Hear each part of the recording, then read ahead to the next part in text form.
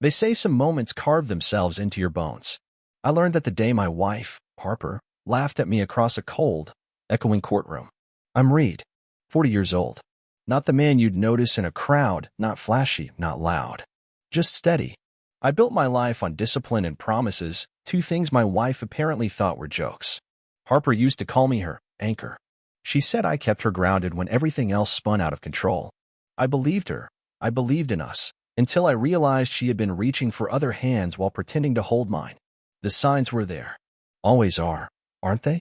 Late-night business meetings, the scent of cologne that wasn't mine lingering on her blazer, the carefully hidden credit card bills. But the real betrayal wasn't the physical part. It was how easily she could sit across from me at dinner, smile sweetly, and lie. When I found out the truth, that Harper had been seeing not one but two different men, colleagues from her firm, something inside me didn't break. It hardened. I didn't scream. I didn't throw her things out onto the lawn like some cliché. Instead, I sat quietly in the dark one night, thinking, if Harper wanted a show, I would give her a masterpiece. I let her think she was winning. I let her parade around, telling everyone how she had outgrown her boring husband. I didn't argue when she filed for divorce, playing the role of the heartbroken fool perfectly. What she didn't know was that every step she took was walking her straight into a storm she couldn't control. The day of the trial, the courtroom buzzed with whispers. Harper strutted in like she was arriving at a party thrown in her honor. She smirked when she saw me. She whispered jokes to her friends sitting in the gallery. She even laughed out loud when my lawyer began presenting our case. And me? I sat there, stone still, hands folded neatly on the table, waiting. Until the judge called me to the stand. Until the moment that would change everything. I stood up, and without a word, I slowly began unbuttoning my shirt. The entire room, Harper included, watched, frozen, because they had no idea what was about to be revealed underneath. The air in the courtroom thickened the moment I started unbuttoning my shirt. You could almost hear the oxygen being sucked out of the room, the soft gasp of the court reporter, the judge's furrowed brow, Harper's mocking smile freezing half-formed on her face. I wasn't trying to cause a scene. I wasn't being dramatic for the sake of drama. Every movement was deliberate, thought out over sleepless nights when my mind kept replaying every lie Harper had told me. Button by button, I revealed a chest not covered in scars or bruises as some might have assumed, but something far more devastating to her case. Ink. Fresh, sharp, undeniable ink. Across my skin, written in bold, precise black letters, were the names. Names of the two men she had cheated with. And under each name, dates, locations, hotel room numbers. Everything documented permanently on my body, like a living timeline of her betrayal. It wasn't real ink, of course. Temporary tattoos, but expertly done. Enough to make every head in the courtroom whip around and stare at her, and not me. Enough to make Harper's mouth open and close like a stranded fish. Your Honor, my lawyer said calmly, barely containing a smile, these are copies of the hotel receipts and the text messages Mr. Walker referenced. The visual aid is simply to underscore the depth of betrayal he has endured. The judge didn't say a word at first. He simply stared at Harper with an expression I'll never forget, a mixture of disdain and disbelief. Harper stood up abruptly, pointing at me with a trembling finger. This is a stunt. He's trying to humiliate me, she shrieked. But the damage was done. The gallery was buzzing, even the opposing attorney looked rattled. And me? I simply buttoned my shirt back up, slow and steady, as if nothing out of the ordinary had happened at all. Harper tried to regain control, of course. She started crying, claimed I was abusive, manipulative, cold-hearted. She threw every accusation she could think of at me, her voice growing shriller with every word. But it was too late. The judge called a recess. As Harper stormed out of the courtroom, furious and humiliated, I sat down quietly at the defense table, feeling, for the first time in months, completely at peace. It wasn't just about the divorce anymore. It was about the truth finally being undeniable. About everyone seeing her for who she really was. And I knew, the best was still yet to come. When the courtroom doors slammed behind her, Harper thought she could outrun what had just happened.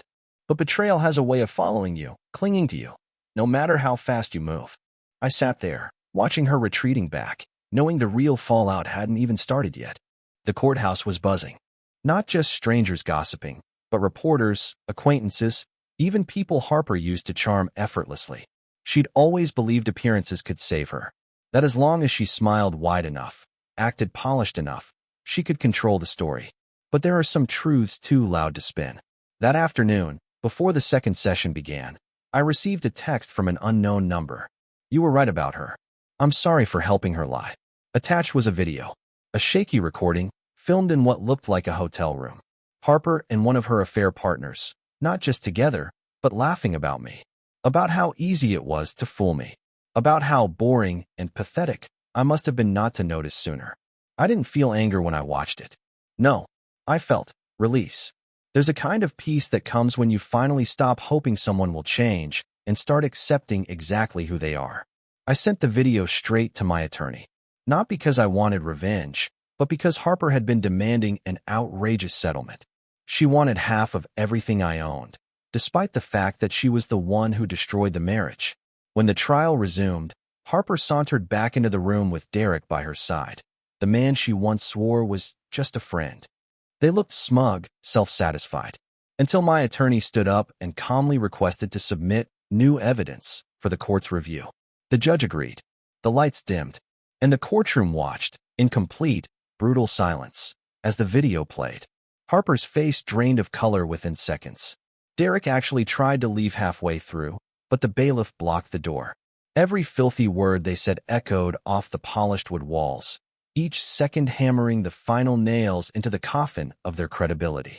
When the video ended, the judge sat very still for a long time before he finally spoke. "Mrs. Walker," he said, his voice sharp and cold, "I strongly suggest you reconsider your demands. This court takes infidelity, particularly deceit during divorce proceedings, extremely seriously." Harper opened her mouth, but no sound came out. She looked lost, exposed, like a magician who had pulled every trick she knew and was now standing alone on stage, revealed for the fraud she was. Meanwhile, I didn't say a word. I didn't gloat. I didn't smile. I just sat there, calm and steady, the same man she thought she could break so easily. Little did Harper know, this was just the beginning of the reckoning. The silence after the video ended hung thick and heavy over the room, like a storm cloud refusing to break. Harper sat frozen, her hands trembling on the table in front of her, her perfect mask shattered beyond repair. Derek, who once strutted so proudly beside her, now slouched low in his seat, trying to make himself invisible. Their confidence had evaporated, leaving nothing but exposed nerves and wide, terrified eyes. The judge leaned forward slowly, folding his hands, taking a deep breath before speaking again. "Given the new evidence presented," he said, his voice cutting through the tension like a blade, "this court finds sufficient cause to deny Mrs. Walker's petition for spousal support and asset division." His eyes pinned her to the spot, sharp and unrelenting. Furthermore, the court deems her actions to have been conducted in bad faith, directly violating the ethical expectations of these proceedings. There was a gasp, not from me, not from Harper, but from some of the gallery spectators who had come expecting a simple divorce hearing and instead witnessed a public demolition. The judge wasn't finished. He ruled that all premarital assets, the house, the cars, the business I had built with my own two hands long before I met Harper, would remain solely mine. And Harper? She would walk away with exactly what she had brought into the marriage. Nothing. No settlement. No alimony. No handouts. Only the consequences of her own choices. Harper looked at me then. Really looked. And for the first time in a long time, I saw fear in her eyes.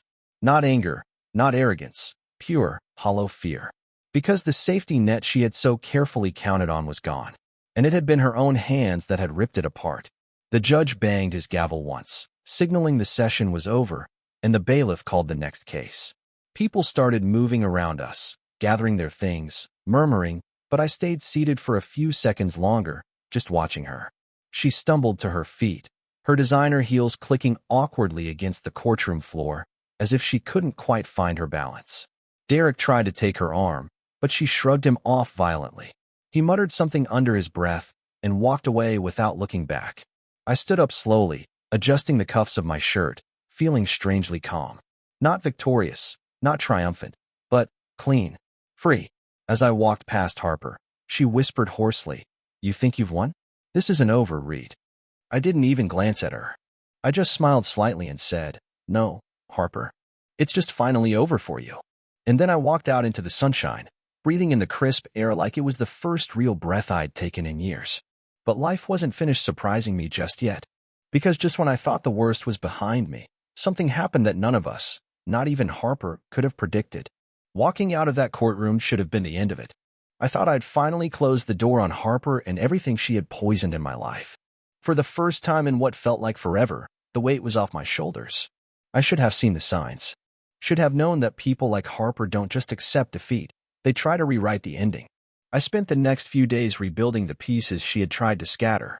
I reconnected with old friends, real ones who had stood quietly by, unsure how to help while my marriage crumbled. I focused on my business, throwing myself into work with a clarity I hadn't felt in years. Clients who had heard whispers about the trial came back, offering quiet words of support and encouragement. Slowly, the world began to feel stable again. Until late one night, I received a call from an unfamiliar number. It was my bank. They wanted to confirm a series of attempted wire transfers, massive ones, from my personal accounts. Someone had tried to drain everything. I froze, the blood draining from my face as I listened to the banker explain that the requests had come from a flagged IP address, one connected to Harper's new apartment. Apparently, somewhere between her losing the trial and losing Derek, Harper decided she wasn't going to leave empty-handed after all. But here's the thing about playing with fire after you've already been burned. Eventually, there's nothing left to scorch. The police got involved immediately. Fraud at this level wasn't just a civil matter, it was a criminal one. Within 48 hours, Harper was arrested. Not for cheating, not for lying, but for theft. For trying to steal from the very man she had mocked, betrayed, and tried to destroy. The news spread fast. The same local reporters who had quietly attended our divorce proceedings now had a field day covering Harper's fall from grace. Pictures of her in handcuffs outside her complex hit every major social media platform in town. Her once pristine real estate career disintegrated overnight. Clients pulled their listings. Brokerages cut ties. Friends who once clung to her like moss to a flame disappeared without a trace. And me? I didn't celebrate. I didn't throw a party or gloat online.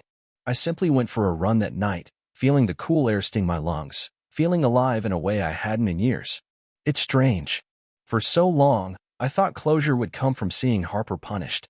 But the real closure came from realizing I didn't care anymore. I didn't need to see her suffer. I didn't need the apology that would never come. I had my life back, and it was better without her. But life wasn't finished handing out consequences yet. Because what happened next didn't just bury Harper's reputation, it exposed the final, ugliest secret she had tried so desperately to keep hidden from everyone. I thought I had seen the worst Harper could throw at me. I thought the courtroom, the fraud, the arrests, that was the whole story. But I was wrong.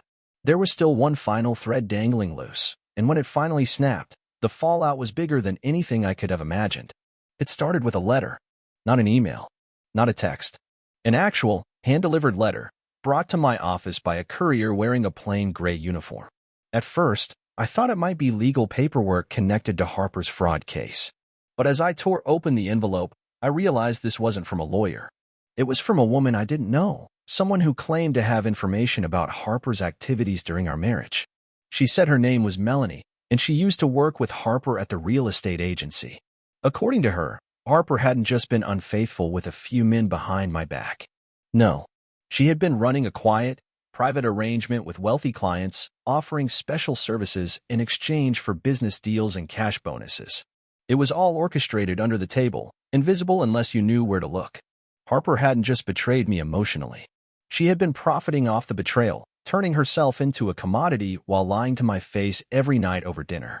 Included in the envelope was a flash drive. On it were dozens of emails, transactions, hotel reservations, irrefutable proof that Harper had been operating her little side business for years. While I thought we were building a future together, she had been selling pieces of herself to the highest bidder. The revelation hit me harder than anything before. It wasn't just personal betrayal anymore. It was the complete destruction of every illusion I had about the woman I married. I sat alone in my office for a long time, staring at the walls, trying to process it all. Memories that once felt warm and safe now turned bitter and hollow. Every birthday dinner, every vacation, every late-night whisper about our dreams, it all felt staged now, like scenes in a play written for an audience I didn't even know existed. I could have gone public with it. I could have burned whatever remained of Harper's life to the ground. But I didn't. Instead, I handed everything over to the authorities already handling her financial crimes. Quietly, cleanly, without anger, without the need for revenge. Because somewhere along the way, I had realized something Harper never would. Real strength isn't in destroying the people who hurt you. It's in refusing to let them define you. While Harper's name continued to sink into scandal and disgrace, I focused on living. Really living. But deep down, I knew there was still one last confrontation coming. One last moment where Harper and I would face each other not as husband and wife, but as two strangers tied only by the ashes of what used to be. And when that moment finally arrived, it would be nothing like either of us expected. It happened on a Thursday. The air was heavy with the promise of rain, thick gray clouds pressing low against the rooftops. I was locking up my office for the day, ready to head home and leave the memories of Harper behind me, when I saw her standing by my truck. For a moment, I thought I was imagining it. A ghost, a shadow from a life I no longer claimed. But it was real. There she was, Harper. Smaller somehow. Paler. The polished, untouchable woman I had once known was gone. In her place stood someone disheveled, broken, clinging to what little dignity she still had left. She didn't say anything right away, just looked at me, searching my face like maybe there was still a trace of the man who would save her. But that man was gone. Long gone. Finally, she spoke. "Reed," she said, her voice cracking. I lost everything. I stood still, waiting. I didn't offer comfort. I didn't offer cruelty either. Just silence, letting her fill the space with whatever she had come to say. "They froze my accounts," she continued, her words tumbling out in a frantic rush. "I can't find work. Everyone abandoned me. Derek left. My parents won't even answer my calls." She took a shaky breath. I didn't think it would end like this. I could hear the rain starting to patter lightly against the pavement around us, small cold drops soaking into the ground, but I didn't move. "I'm sorry," she said finally. And maybe for the first time, she meant it. Or maybe she just regretted losing. It didn't matter anymore.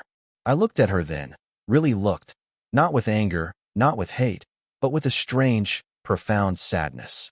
She had carved this ruin with her own hands, and there was no saving her from it. "I forgave you a long time ago," I said quietly. "But forgiveness doesn't mean forgetting. It doesn't mean welcoming you back into my life." Tears welled in her eyes, but she blinked them away, trying to hold on to whatever scraps of pride she still had. I don't know what to do," she whispered. "You figure it out," I replied, my voice steady. "The same way I had to figure it out when you left me drowning in lies." I turned to go, pulling open the door of my truck. She took a small step forward, desperate, clinging to the hope that there was still some invisible thread connecting us. But there wasn't. There hadn't been for a long time.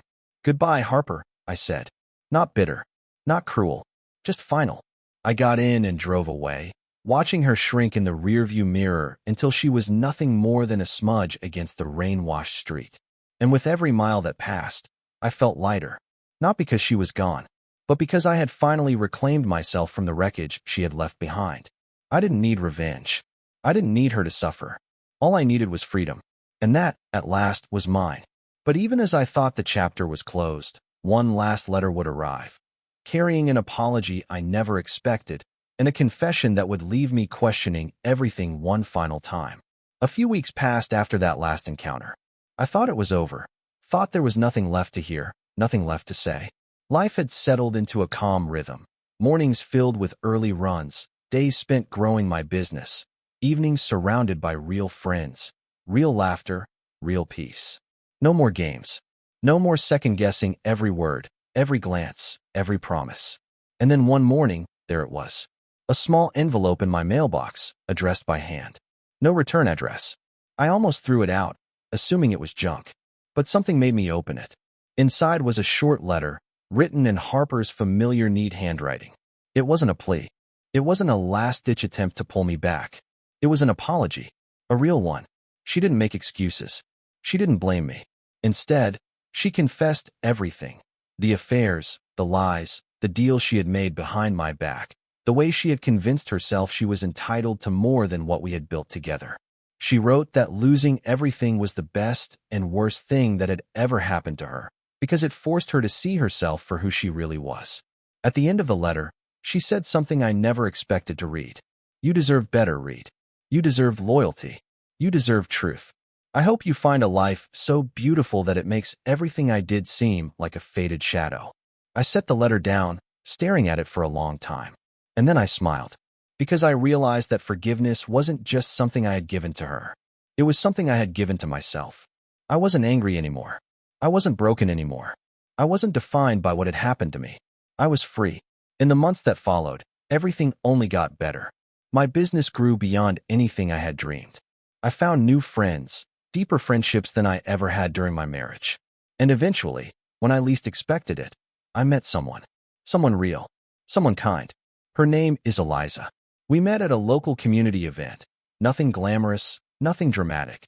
Just two people who happened to reach for the same book at the library booth and ended up laughing at the coincidence. With Eliza, everything is different. There are no secrets, no games. Just simple, steady trust, the kind I had almost forgotten was possible. One evening, as we watched the sun set from my back porch, Eliza leaned her head against my shoulder and said, "You seem so peaceful, Reed. Like someone who finally found his home." I kissed her forehead and smiled into her hair. "I have," I said. "And it's not a place. It's a feeling." The past was behind me. The wounds had healed. And in their place, there was only gratitude. Gratitude for the lessons, the scars, the strength they left behind. Because sometimes the worst endings are just the long, crooked paths to the best beginnings. And I was finally exactly where I was meant to be.